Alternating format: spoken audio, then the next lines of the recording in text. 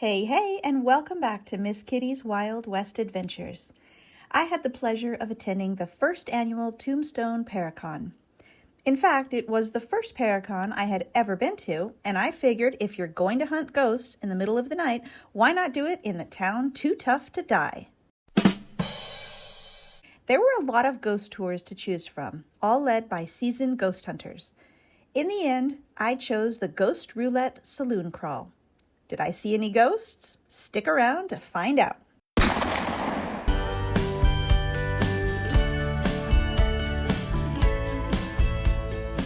Hey, it's Miss Kitty, and I'm here at Big Nose Kate's Saloon.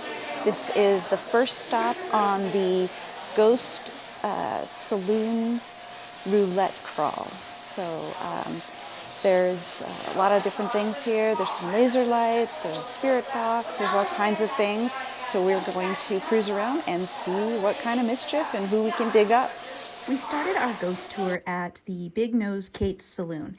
Now, if you are not familiar with this, it originally opened in September of 1880 as the Grand Hotel. It was one of the finest hotels in the state. It had 16 bedrooms, all advertised with a view.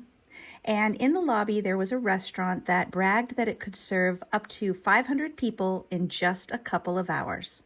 Wyatt and Virgil Earp, Doc Holliday, and many members of the Clanton gang all stayed here. In fact, on the night before the fateful gunfight, Ike Clanton and Tom and Frank McClowry stayed here. Now, if you're familiar with Big Nose Kate's, you know that there is a spiral staircase right in the middle of the floor that goes down to the basement and the Swamper's room. But they pointed out on the ghost tour that if you look at the floors, the floor on the right side and the floor on the left side are different, which indicates that there was originally a wall that ran straight through what is now known as Big Nose Kate's, and it would have dissected the spiral staircase. Instead, they told us that the spiral staircase, which is the original, would have been in the right corner. When you first walk in, you turn to your right and it's in the corner there. And it originally led down to the basement where the bar was. So the lobby was for respectable people, it was for families, and it would have been restaurants. Downstairs is where the saloon would have been. Now, the bar that is actually at Big Nose Kate's is the original bar. In May of 1882, Tombstone, the whole town, burned, and the Grand Hotel fell into the basement. So above ground, only 7 arches and the floor joist remained. Now, the bar, which was originally in the basement, it was protected. Everything fell on top of it, but it did not get burned. So when they rebuilt the structure, they brought the bar from the basement up to the ground level, and that is the bar you see at Big Nose Kate's. Now, as far as the ghosts of Big Nose Kate's, of course, you have alleged spirits of soiled doves and saddle bums, but the most famous, in fact, the one that they even have signs up at Big Nose Kate's, is the Swamper. I don't believe anyone actually knows his name, but he was a handyman for the Grand Hotel, and he lived in a room off of the basement. And the rule was no one could go into his room. He was a recluse. He was a very private individual, but rumors circulated that he was a treasure hunter and that he liked to dig tunnels from his room outward into the basement and other places. So after he died, people entered his room and they found, in fact, tunnels from his room. In fact, one of these tunnels led all the way into a mine. So rumor has it that he somehow got into the mine, found nuggets, hid his treasures. He couldn't leave the Grand Hotel without people seeing the treasure, so he stashed it throughout this tunnel system, throughout his room, and to this day, it has never been found. But people who are on expeditions through the tunnels have reported moans and footsteps. Perhaps the footsteps are the Swamper following around, making sure no one gets too close to his treasure.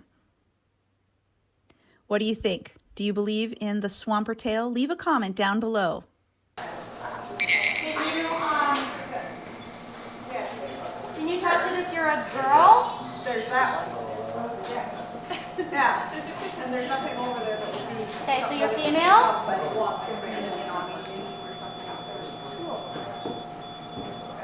Thank you. Here you have a shot of the famous spiral staircase that is still in Big Nose Kate's, though not in its original location. And just a little funny story, they had the spiral staircase closed that night for safety. They didn't want anyone to fall down, but leave it to Miss Kitty because she ended up falling down the perfectly straight staircase. So lesson learned, doesn't matter, spiral or not, Miss Kitty will find a way to fall on it. The second stop on the Ghost Saloon crawl was Wyatt Earp's Oriental Saloon. A little backstory, the saloon was opened in the summer of 1880, and it was intended to be a high-class establishment. But due to competition in the area and other factors, it quickly turned into a very seedy place where only the lowlifes would go.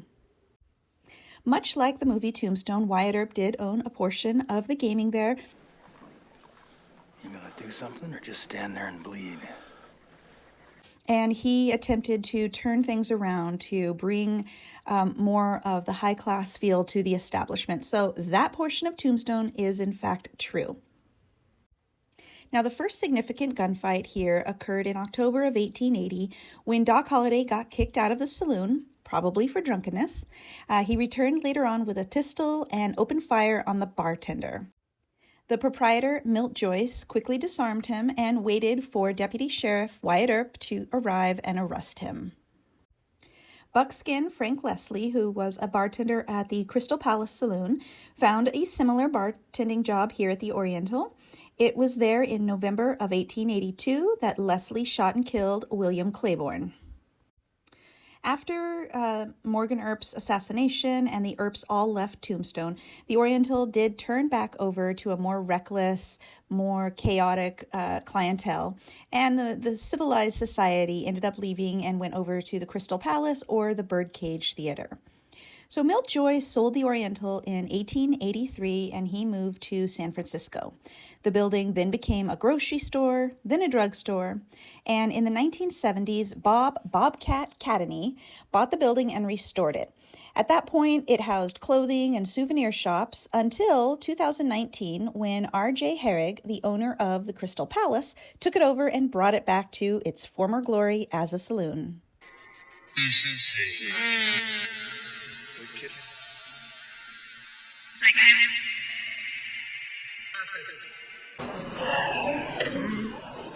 Can you touch that again and make that light turn red? You like to play cards?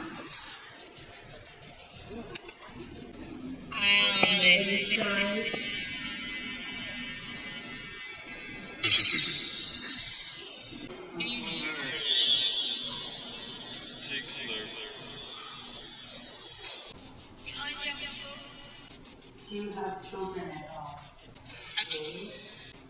Where are you buried?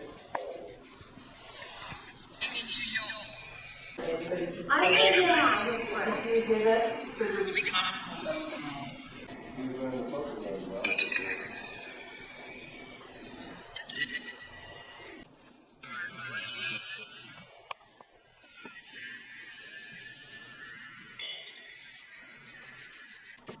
Prior.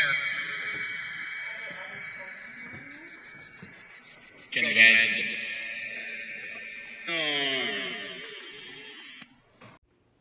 Well, that brings us to the end of our adventure at the first annual Tombstone Paracon. If you like this video, please be sure to give it a thumbs up, subscribe, and share with your friends, and leave a comment down below. Do you believe in ghosts? Let me know about any of your experiences with the supernatural down below.